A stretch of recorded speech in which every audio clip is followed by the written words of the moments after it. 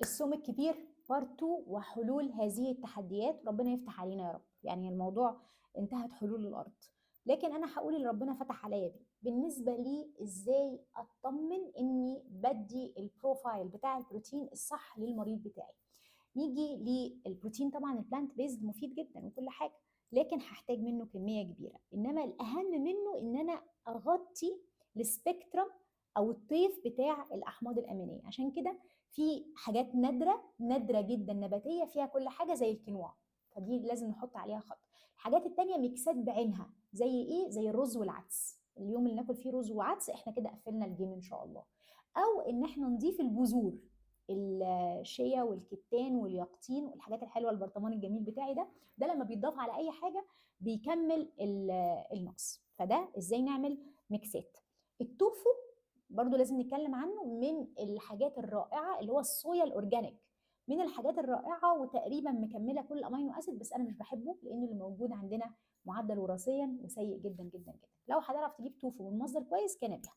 طيب نيجي للقولون. القولون والالياف الرهيبه الكتيره اللي بتدخل مره واحده، هنعمل ايه؟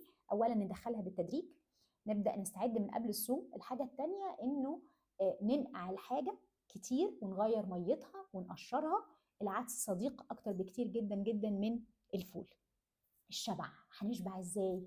نضيف الدهون المفيده اللي على الاكل هتبقى تمام ومش سعراتها كتير. اللي هيقدر على المكسرات تبقى شيء عظيم جدا جدا، لو ما كانش يبقى زيت زيتون، لو ما كانش ابسط حاجه الطحينه. الطحينه والبذور، الحاجات بذر الكتان والحاجات دي، ده هنضيفها في كل وجبه بالتدريج، هيزود معامل الشبع.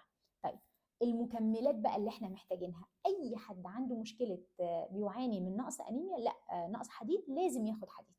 صعب جدا ان هو يعدي عليه بالذات لو سيده عندها البيريد وحاجات زي كده.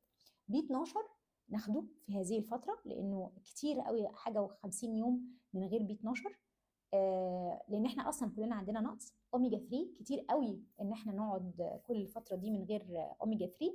الكالسيوم لا مش محتاجه دي من سبلمنت، ممكن جدا ناخد السمسم والطحينه، هتبقى الدنيا كويسه. طيب اخر بقى نصيحه وحل للتحدي ده، هو انه لو عندك اي مشكله صحيه خد حل من ابونا.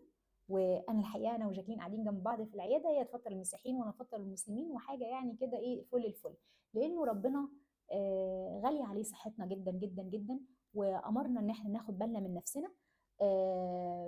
والحل ممكن يكون بحاجات صغيره، يعني ممكن جبنه قريش، ممكن زبادي، ممكن بيضه كل يوم، ممكن باودر واي بروتين. يعني كلها حاجات مش طعمها حلو فما فيش فيها شهوه. قاري انا في المواضيع دي بتاعتكم، ففاهمه كويس قوي. ومفيش مجال نعند مع نفسنا. وربنا يديكم الصحه والعافيه، ونعيد سوا مع بعض واعياد جميله ان شاء الله، ويعطيكم الف عافيه. الصوم الكبير.